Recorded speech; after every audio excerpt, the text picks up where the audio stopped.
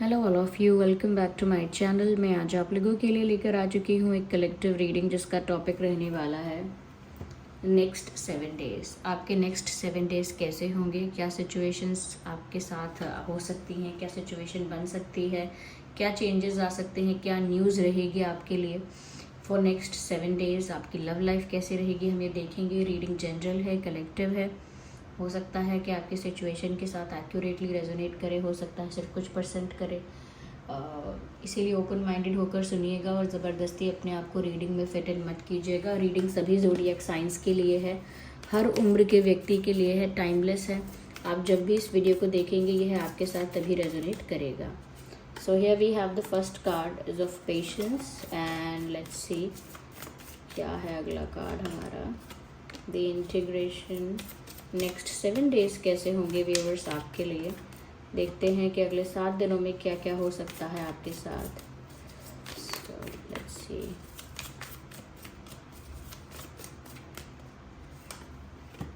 The source. Interesting. देखिए, सबसे पहले यहाँ पर मैं आपको ये बोलना चाहूँगी कि नेक्स्ट 7 डेज़ में ना कुछ चीज़ें ऐसी होंगी जो आपके फेवर में आपको होती हुई दिखेंगी। जैसे आपके प्यार में, आपकी लव लाइफ में कुछ ऐसा है जो आपको लगेगा आपके फेवर में हो रहा है, या करियर में, फैमिली में, हेल्थ में, what ever the situation is.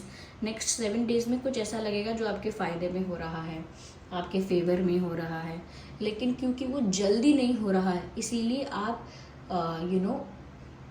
Impatient हो सकते हो। ओके यानी कि कुछ मिल तो रहा है लेकिन वो अभी तक क्यों नहीं मिला, आज क्यों नहीं मिल रहा, अभी तक इतना टाइम क्यों लग रहा है। तो कहीं ना कहीं वो चीज़ होती हुई तो दिखेगी, लेकिन क्योंकि वो चेंज ग्रेजुअल होगा, क्योंकि वो चीज़ धीरे धीरे हो रही होगी, एक प्रोसेस में हो रही होगी, टाइम टेकिंग होगी, तो आप इम्पेशेंट हो जाओगे और इम्पेशेंट होकर कुछ रिएक्ट कर सकते हो, कुछ ऐसा एक्ट कर सकते हो जो कि फिर बाद में सिचुएशन इतनी फेवरेबल नहीं रहेगी।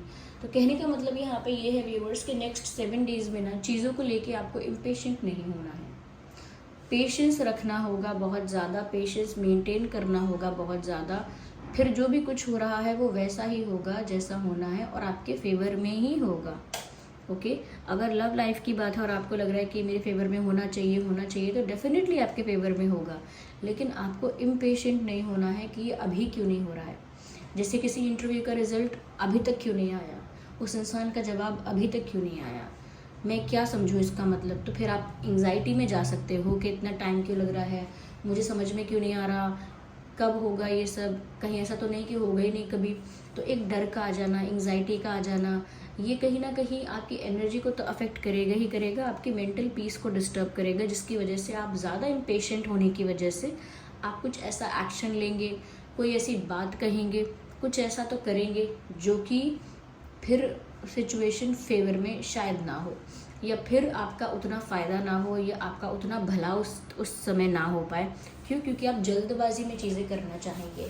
तो चाहे किसी का प्रपोजल एक्सेप्ट करना है, चाहे किसी को रिजेक्ट करना है, चाहे कुछ स्टार्ट करना है, चाहे कुछ एंड करना है, whatever you want to do, patience रख के कीजिएगा। जल्दबाजी में अपना काम अगले 7 दिनों में मत कीजिएगा, चाहे वो कोई भी काम हो। ओके जल्दबाजी में मत कीजिएगा, टाइम अपना पूरा लीजिएगा और पेशेंस मेंटेन करके आगे बढ़िएगा। इम्पेशेंट होने का रिजल्ट अच्छा नहीं होगा।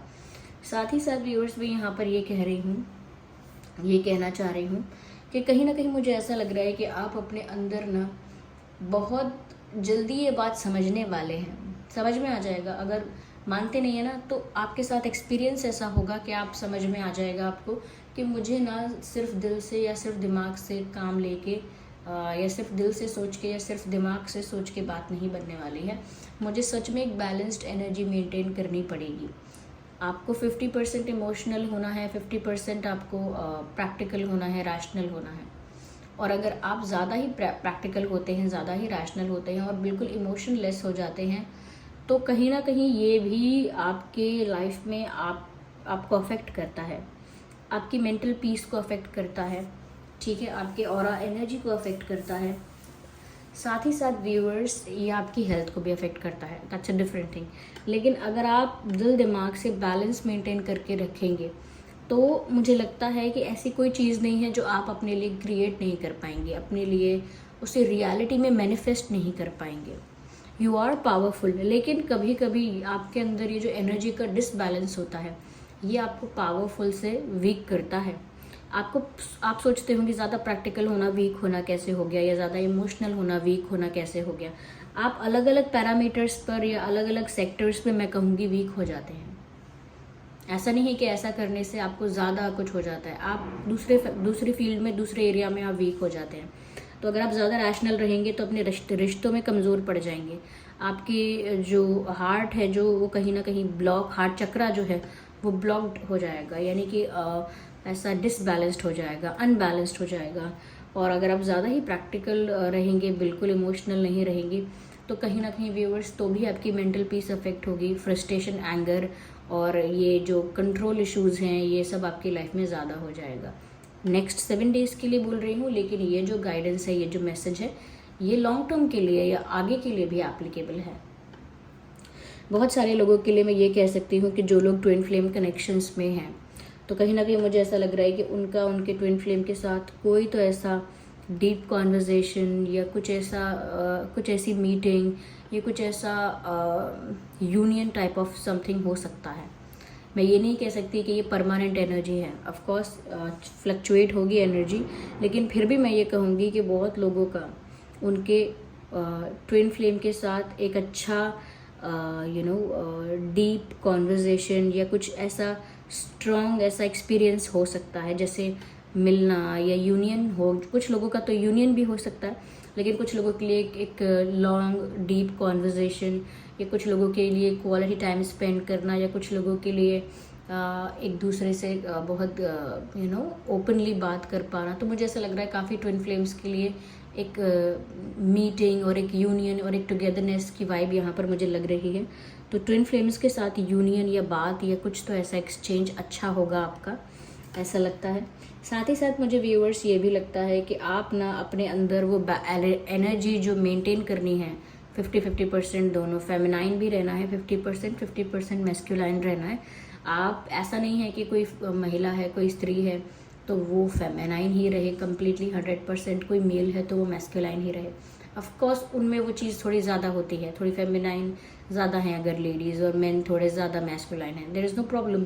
लेकिन अगर दूसरा पोर्शन है ही नहीं, दूसरा चीज़, यानी अगर फेमिनाइन क्वालिटीज़ एक मेन में है ही नहीं और एक कुछ मैस्कुलाइन क्वालिटीज़ एक वुमेन में है ही नहीं, तो कहीं ना कहीं अपने अंदर भी उस चीज़ का डिसबैलेंस क्रिएट होता है। आप उसी चीज़ को फिर सफ़र करते हो जो आपने इतनी ज़्यादा कर ली है, ज़्यादा ही फेमिनाइन हो जाते हो, तो उस चीज़ से फिर सफ़र करते हो आप, क्योंकि आपको कुछ ऐसी डिफ़िकल्टीज फेस करनी पड़ती हैं जो आपका फेमिनाइन नेचर फेस नहीं कर सकता, हैंडल नहीं कर सकता। वो सब चीज़ें आपको फेस करनी पड़ती हैं, वहाँ आप वीक पड़ जाते हो। या जो मैस्कुलाइन नेचर में या क्वालिटीज़ में ज़्यादा होते हैं, वो अपने साथ कुछ ऐसा इनजस्टिस करते हैं व्यूअर्स कि वो अपने लाइफ में मेंटल पीस, शांति, कामनेस, पोलाइटनेस, काइंडनेस, हम्बलनेस, ये सब उनकी लाइफ से चला जाता है। बाकी ये सब चीज़ें जो फ्रस्ट्रेशन है, एंगर है, ये इनकी हेल्थ को अफेक्ट करता है। इनके संग ऐसी सिचुएशंस होती हैं, ऐसी डिफ़िकल्ट सिचुएशन होती हैं जहाँ ये इमोशनली इनको एक्ट करना चाहिए लेकिन ये नहीं कर पाते हैं। जहाँ रोना चाहिए वहाँ फ्रस्ट्रेशन दिखाते हैं, ओके। जहाँ सिंपैथी होनी चाहिए वहाँ हार्टलेस हो जाते हैं। तो मेंटेन बैलेंस करना बहुत ज़रूरी है, and you will understand that need, चाहे कोई भी हो। मुझे नेक्स्ट 7 डेज़ के लिए आपकी लाइफ में ये भी दिख रहा है, बहुत सारी चीज़ों को आप अपनी लाइफ से रिलीज़ करेंगे। जो भी पहले तो आप आइडेंटिफाई करेंगे क्या क्या चीज़ें हैं जो मुझे लाइफ में कुछ सर्व नहीं करती। अब चाहे वो घर में पड़ा हुआ कुछ सामान ऐसा है, जैसे ये जूते अब मैं नहीं पहनता, ओके, या बहुत सारे पेन मेरे घर में ऐसे हैं जो किसी काम के नहीं हैं, ख़राब हो गए हैं, वेस्ट में हो गए हैं कम्प्लीटली। तो चाहे वो पेन है या बहुत सारे ऐसे मेरे पास चीज़ें रखी हैं, जैसे कुछ ऐसा सामान जो अब यूज़लेस हो गया, जैसे अब मेरे को इस बैग की ज़रूरत नहीं है या मुझे अब इस ड्रेस की ज़रूरत नहीं है, तो XYZ कुछ भी हो सकता है कि अब ये सब चीज़ें मुझे नहीं चाहिए कुछ, क्योंकि ये चीज़ें मेरे अब काम की नहीं रही हैं, ख़राब हो गई हैं, टूट गई हैं, ओके। तो आप उन चीज़ों को अपनी लाइफ से हटाएंगे, जैसे अपना कबर्ड खाली करके जो चीज़ें नहीं चाहिए उनको हटाना, अपने रूम से उन चीज़ों को हटाना जो अब ख़राब हैं, काम नहीं करती हैं। और साथ ही साथ ये चीज़ें आप अपनी लाइफ में भी करोगे कि जिस इंसान के साथ अब आपका इतना अच्छा कोई एक्सचेंज है ही नहीं, या जो इंसान आपको कोई हैप्पीनेस, कोई रिस्पेक्ट, कुछ केयर, कुछ सर्व ही नहीं कर रहा, कोई अफेक्शन, कोई रिस्पेक्ट या कोई केयर कुछ सर्व नहीं कर रहा है, तो ऐसे इंसान को भी आप अपनी लाइफ से रिलीज़ करोगे। ओके। और कुछ ऐसे लोग जो कि आपकी लाइफ में सिर्फ यूं ही हैं नेगेटिविटी क्रिएट करने के लिए, कुछ भी उनकी तरफ से आपकी लाइफ में पॉजिटिव कंट्रीब्यूशन नहीं है, उनकी तरफ से कोई पॉजिटिव कंट्रीब्यूशन नहीं है। उल्टा उन लोगों की वजह से आपको एंग्जाइटी होती है, आपको स्ट्रेस होता है, उन लोगों की वजह से आपको डिस्करेज्ड और डिमोटिवेटेड फील होता है। ऐसे इंसान का कोई खास अच्छा योगदान अगर आपकी लाइफ में नहीं है, तो ऐसे इंसान को भी आप अपनी लाइफ से रिलीज़ करोगे। फिर रही बात अपनी ही कुछ ऐसी मेमोरीज़ की जो कि सैड और बैड मेमोरीज़ हैं, कहीं ना कहीं उन्हें एक्सपीरियंस की तरह, तो एक लेसन की तरह तो अपने दिमाग में रखोगे, लेकिन अपने दिल से जो भी वो दुख है उस एक्सपीरियंस को लेके, या आपके दिल में जो भी ग्रजेस हैं, कंप्लेंट्स हैं, शिकायतें हैं, या जो भी एक पेन है किसी बात को लेकर, वो सब आप रिलीज़ करोगे, लेट गो करोगे। क्यों? क्योंकि आपको अपनी लाइफ में एक न्यू पाथ नज़र आएगा, क्योंकि आपको न्यू अपॉर्चुनिटीज़ नज़र आएंगी, एक आपको न्यू डायरेक्शन नज़र आएगी, और उस डायरेक्शन में मूव करने के लिए या उस चेंज को लाने के लिए या अपने आप की लाइफ में डिटॉक्सिफिकेशन करने के लिए कि मेरी लाइफ में वही चीज़ें रहें, एक फ़िल्टर करने वाले हैं आप, जैसे फ़िल्टर करना चीज़ों को, डिटॉक्सिफाई करना कि जो जो चीज़ की ज़रूरत है मुझे, जो जो चीज़ मेरे लिए फेवरेबल है, आगे भी मुझे यूज़फुल रहेगी, काम आएगी, मुझे कुछ सर्व करेगी, तो उन चीज़ों को रख के आगे बढ़ेंगे। और जो चीज़ें काम की नहीं हैं, नेगेटिव हैं, यूज़लेस हैं, वर्थलेस हैं, उनको अपनी लाइफ से रिलीज़ करेंगे। फिर चाहे खुद की बैड हैबिट्स क्यों ना हो, कोई आदत ऐसी थी आपकी, ओके, कोई ऐसी आदत थी जो आदत आपके लिए प्रॉब्लम बनती थी, वो आदत अच्छी नहीं थी, तो वो आदत भी आप ख़त्म करेंगे अपनी। उस इंसान को लाइफ से रिलीज़ करेंगे जो जेलस है, फेक फ्रेंड है, या फेक वेल विशर है, और या फिर सिर्फ आपको ट्रॉमा दे रहा है, नेगेटिविटी क्रिएट कर रहा है आपकी लाइफ में, ऐसे इंसान को रिलीज़ करेंगे। और जैसा कि मैंने कहा, कुछ ऐसा सामान भी हो सकता है आपके पास, जैसे पुरानी साइकिल, अगर आप उससे अब यूज़ नहीं करते हैं या आपके काम की नहीं है, तो किसी को देंगे, या कुछ उसको अपनी लाइफ से तो उसको हटाने वाले हैं। ओके। तो मुझे ऐसा लग रहा है, और बहुत सारे लोगों ने जिन्होंने आपको हर्ट किया है, जिनको लेकर आपके मन में शिकायतें हैं या ग्रजेस हैं, कहीं ना कहीं आप मन से उनको माफ़ कर देंगे, क्योंकि आपको अपने हार्ट को हील रखना है, माइंड को रिलैक्स्ड रखना है, और मेंटल पीस को मेंटेन रखना है। तो इसीलिए आप बहुत सारे ऐसे लोगों को भी माफ़ करने वाले हैं जिन्होंने शायद कभी माफ़ी मांगी भी ना हो आपसे, लेकिन फिर भी अपने दिल से आप उनको फॉरगिव करेंगे। तो एक डिटॉक्सिफिकेशन प्रोसेस आपकी लाइफ में चलने वाला है, और ये आप खुद करेंगे, क्योंकि आपको आगे अपनी लाइफ में बढ़ना है और अपने आप को ट्रांसफॉर्म करना है। एक ही जैसा नहीं रहना है, एक ही पैटर्न पर नहीं चलना है लाइफ टाइम। कुछ चेंजेस अपने आप आ रहे हैं और कुछ चेंजेस आप करना चाहेंगे।